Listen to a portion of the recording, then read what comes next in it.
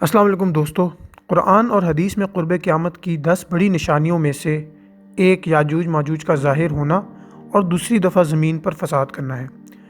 یاجوج ماجوج کا تذکرہ قرآن اور حدیث کے علاوہ یہود اور کرسچن مذاہب کی کتب اور اوراق میں بھی ہے۔ دوستو، قرآن پاک میں سورہ انبیاء آیت نمبر 95-96 میں اللہ کا ارشاد ہے، بسم اللہ الرحمن الرحیم، وَحَرَامٌ عَلَىٰ قَرْيَةٍ أَهْلَكْنَاهَا أَنَّهُمْ لَا يَرْجِعُونَ۔ اس آیت کا مفہوم یہ ہے، اور حرام کر دیا اس بستی کو ان پر جنہیں ہم نے ہلاک کیا اور وہ واپس نہیں آئیں گے۔ مفہوم اس آیت میں اس بستی سے مراد یروشلم ہے، اور جن کو ہلاک کیا اور وہ بستی میں واپس آنے کے اہل نہیں ہیں وہ قوم یہود ہے۔ اس سے اگلی آیت میں اگلا منظر پیش ہوتا ہے، حتیٰ اذا فتحت یأجوج ومأجوج وہم من کل حدب ینسلون، یہاں تک کہ کھول دیے جائیں یاجوج ماجوج اور وہ ہر بلندی سے نکلتے معلوم ہوں گے۔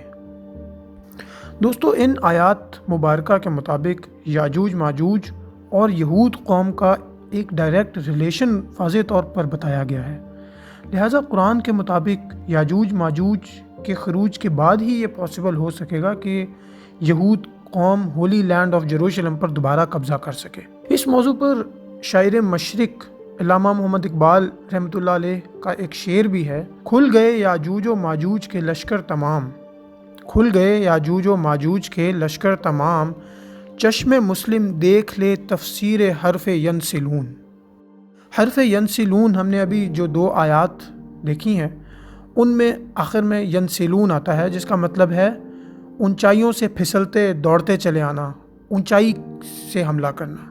دوستو، 1948 وہ سال تھا جس میں ماڈرن ویسٹرن سویلائزیشن کی مدد سے ہولی لینڈ آف جیروشلم پر یہودی ریاست اسرائیل کے نام سے قائم کی گئی۔ لہٰذا وہ قوم جن کا سرزمین مقدس یعنی جیروشلم میں واپس آنا منع تھا وہ واپس آئے اور انہوں نے اپنی حکومت قائم کی، مگر ان کے واپس آنے کی شرط یہ تھی کہ یاجوج ماجوج کھل جائیں گے اور اونچائیوں سے حملہ کریں گے، اونچائیوں سے آئیں گے، جس کو اقبال نے حرف ینسلون کہا۔ اب سوچنے کی بات یہ ہے کہ یاجوج ماجوج کون ہیں، کون سی قوم ہے جس کی طرف قرآن اور حدیث میں اشارے ہیں۔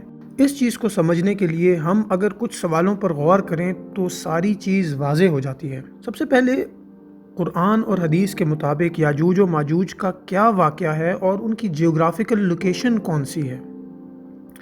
دوسری چیز یہ ہے، اشکنازی جیوز کون ہیں، ان کا بیک گراؤنڈ کیا ہے، اور ان کا یاجوج و ماجوج کی دی گئی نشانیوں سے اور جیوگرافیکل لوکیشن سے کیا تعلق بنتا ہے۔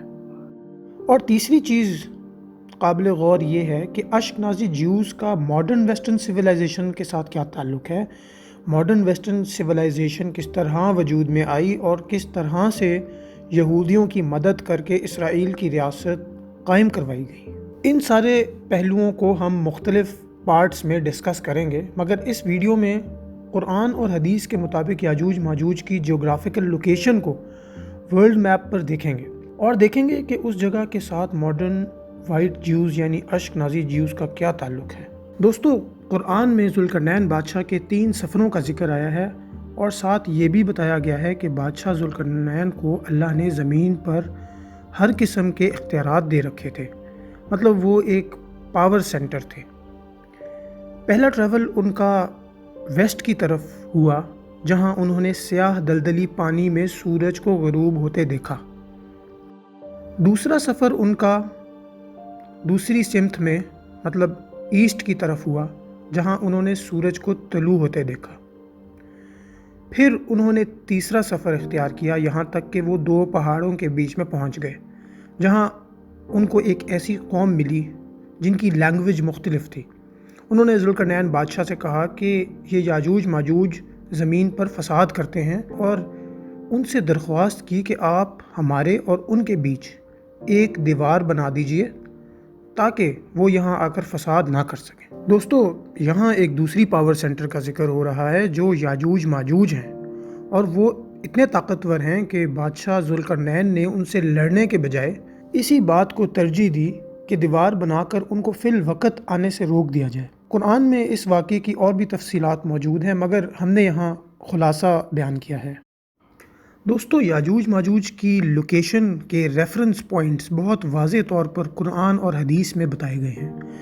اس کا پہلا ریفرنس پوائنٹ ترمذی شریف کی ایک حدیث، جس میں حضور پاک صلی اللہ علیہ وسلم کا ارشاد کا مفہوم ہے کہ یاجوج ماجوج کا پہلا لشکر بحر تبریہ یعنی سی آف گیلیلی کے پاس سے گزرے گا اور اس کا سارا پانی پی جائے گا، اور جب دوسرا لشکر وہاں پہنچے گا تو وہ کہے گا کہ یہاں کبھی پانی تھا ہی نہیں، یہاں تک کہ وہ جبل بیت المقدس مطلب ٹیمپل ماؤنٹ یروشلم پہنچیں گے۔ دوستو، اس حدیث سے یہ چیز واضح ہوتی ہے کہ بحر تبریہ مطلب سی آف گیلیلی والی طرف سے یاجوج ماجوج آئیں گے اور ان کی آخری منزل ڈیسٹینیشن یروشلم ہوگی۔ اب اس ریفرنس پوائنٹ کو مائنڈ میں رکھتے ہوئے قرآن کی دی ہوئی تفصیل کے مطابق ہم ماڈرن ورلڈ میپ دیکھتے ہیں۔ ذوالقرنین کا سب سے پہلا سفر ویسٹرن سائڈ کی طرف ہوا، جہاں انہوں نے سورج کو سیاہ دلدلی پانی میں غروب ہوتے دیکھا۔ ماڈرن ورلڈ میپ میں یروشلم اور بحر تبریہ کی نارتھ کی طرف اگر ہم دیکھیں تو مغرب والی سائڈ پر جہاں سورج غروب ہوتا ہے وہاں بلیک سی واقع ہے۔ دوستو، worldatlas.com کے مطابق بلیک سی کے نام کے حوالے سے کچھ ڈیٹیلز میں لکھا ہے کہ بلیک سی میں 150 میٹر کی گہرائی سے نیچے ہائیڈروجن سلفائڈ کی کانسنٹریشن بہت زیادہ ہے اور پانی میں آکسیجن کی مقدار بالکل بھی نہیں ہے، جس کی وجہ سے اس گہرائی میں کوئی آبی حیات، مچھلیاں وغیرہ نہیں ہوتی، اور جو چیز وہاں ڈوبتی ہے اس پر بلیک سلج مطلب ایک سیاہ دلدلی تہ جم جاتی ہے۔ اور دوسری وجہ اس میں یہ دی گئی ہے کہ یہ نام قدیمی سیلرز یعنی ملاحوں کی طرف سے رکھا گیا، کیونکہ سردیوں میں اس سمندر میں بہت زیادہ تیز طوفان آتے ہیں اور پانی بالکل سیاہ رنگ کا ہو جاتا ہے۔ اس حوالے سے سیاہ دلدلی پانی جس کا قرآن نے ذکر کیا ہے بہت کلیئر ہے کہ یہ اشارہ بلیک سی کے کنارے کی طرف ہے، اور بادشاہ ذوالقرنین کا پہلا سفر اسی سمندر کے کنارے پر تھا۔ اب اس سمندر کے اپوزٹ یعنی ایسٹرن سائڈ میں دیکھا جائے تو وہاں ایک دوسرا کنارہ کیسپین سی کا ہے۔ دوسرا سفر بادشاہ ذوالقرنین کا کیسپین سی کے کنارے تک کا ہوا، اور ان دونوں سمندروں کے بیچ میں ایک بڑا پہاڑی سلسلہ ہے جس کو کوکسس ماؤنٹین رینج کہا جاتا ہے۔ فارسی زبان میں اس سلسلے کو کوکاف بھی کہا جاتا ہے۔ تیسرا سفر بادشاہ ذوالقرنین کا پہاڑوں کے بیچ میں ہوا، جہاں وہ ایک پاس مطلب درے پر پہنچے، اور وہاں پر انہوں نے وہ دیوار یاجوج ماجوج کو روکنے کے لیے بنائی۔ تو اس پوری کوکسس رینج کو کراس کرنے کے لیے دو ہی راستے ہیں، ایک ڈیریل جارج اور دوسرا ڈربینٹ، جسے آپ میپ میں دیکھ بھی سکتے ہیں۔ اسی پہاڑی سلسلے کے بیچ میں ذوالقرنین نے وہ دیوار تعمیر کی جس کا ذکر قرآن پاک میں موجود ہے۔ دوستو، ڈیریل جارج سے لے کر ڈربینٹ تک ہمیں اونچی اونچی آئرن کلفس بھی ملتی ہیں، جن کے بارے میں مورخین کا کہنا ہے کہ ان رونز کی کوئی ڈاکیومنٹڈ ہسٹری موجود نہیں ہے۔ دیوار کا ڈھونڈنا مقصود نہیں، کیونکہ قرآن پاک اور حدیث سے نبی صلی اللہ علیہ وسلم سے بہت واضح اشارے ہمیں ملتے ہیں کہ یاجوج ماجوج کی پریزنس اسی پہاڑی سلسلے کے آس پاس تھی۔ ایک اور چیز جس کا واضح کرنا ضروری ہے وہ یہ ہے کہ یاجوج ماجوج انسان تھے۔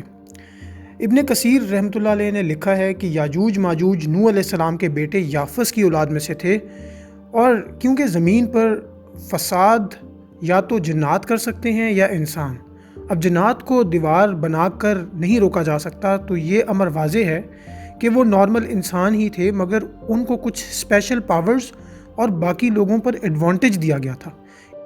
اسی وجہ سے ذوالقرنین بادشاہ نے ان سے لڑ کر ان کو ختم کرنے کی بجائے دیوار بنائی، اور حدیث کے مطابق بھی یہ چیز ظاہر ہوتی ہے کہ قیامت سے پہلے ان کو اللہ تعالیٰ ایک بیماری بھیج کر ختم کرے گا۔ دوستو، یہاں تک کی ڈسکشن سے یہ بات ظاہر ہوتی ہے کہ اسرائیل اسٹیٹ کا قیام میں آنا اس بات کی طرف نشاندہی ہے کہ یاجوج ماجوج بھی کھل چکے ہیں، اور یاجوج ماجوج کی جیوگرافیکل لوکیشن بلیک سی اور کیسپین سی کے بیچ میں کوکسس ماؤنٹین رینجز کے آس پاس کہیں ہے۔ یہاں پر ہم ویڈیو کا ایک حصہ اختتام کرتے ہیں۔ اگلی ویڈیو میں ہم ڈسکس کریں گے کہ ان کاکسس ماؤنٹین رینجز کے بارے میں ہسٹورینز کیا لکھتے ہیں، کون سے لوگ یہاں پر آباد تھے اور اشکنازی جیوز نے یہاں سے کیسے ایمرج ہو کر ماڈرن ویسٹرن سویلائزیشن کی بنیاد رکھی۔ دوستو ہمارا چینل لائک اور سبسکرائب کیجئے تاکہ اگلی ویڈیوز آپ تک بر وقت پہنچتی رہیں۔ آپ کی طرف سے فیڈ بیک، کرٹ یا کوئی بھی ایڈیشنل ریفرنس ہو تو ضرور ہماری رہنمائی کیجئے گا۔ آپ کا بہت بہت شکریہ۔